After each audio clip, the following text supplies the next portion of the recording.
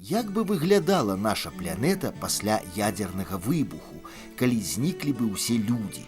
Гэтыя пытанні ўзніклі ў мяне ў Кавалях, напэўна, самай загадкавай беларускай вёсцы.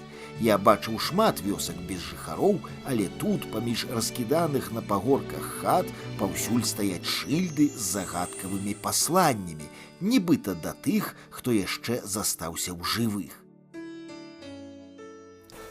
Школа шчасця. Менавіта ад таго, што чалавек выходзячы, ён ведае, што жыццё гэта вот якраз і ёсць шчасце, і ведаюць, як гэта шчасце пабудаваць, пачынаючы ад сябе, і каб это распаўсюджвалася на ўсіх, як это даць шчасце іншаму.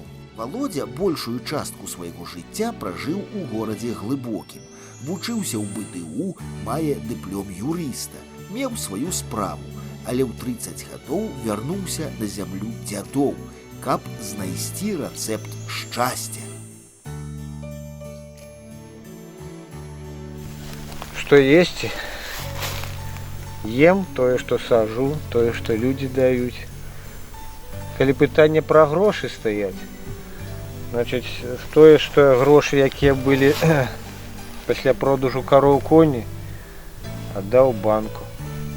З таго нейкая капейкі ідзе, так як я жыву адзін, аднасель, без сям'і, я абхажусь мінімум галоўна плата за электрычнасць, бо электрычнасцю я ацепляюсь. Мы падышлі да дома, дзе Володя жыве, побач хата, дзе ён нарадзіўся. Але для яго слова «дом» мае большае значэнне, чым для мяне. Это дом, у якім я жыву як чалавек. Тут як чалавек цела, а от земля это вот место. Як чалавек і цела, і душа, і розум, голова. Вот три складніка это дом. Вот у мяне было такое адчуванне, адзін начуе. И все. А зараз они, тишиня, нема. Только радость наоборот, что тихо. Это вот тишиня и покой, это дадаючи магчымасці развіцця тому, что разважаешь. Постоянно мне тогда як пытаюсь, ну чем ты займаешься? Думаю. Это мой подыход. Нацыянальная ідэя – рух чалавеку жыць на зямлі. Як я бачу гэта? Праз падтрымку, праз пасадку, праз школу шчасця, праз захоўванне прыроднага асяродка. А ёсць у цябе нейкія думкі, як мы будзем жыць далей? Сядзем і абмяркуем. І разумны, здаровы, самавіты мужик у нечым ўсё адно недзе мы датыкнёмся. Вот у гэтым і будет жыццё, значыць, возьмемся і будзем дзейнічаць.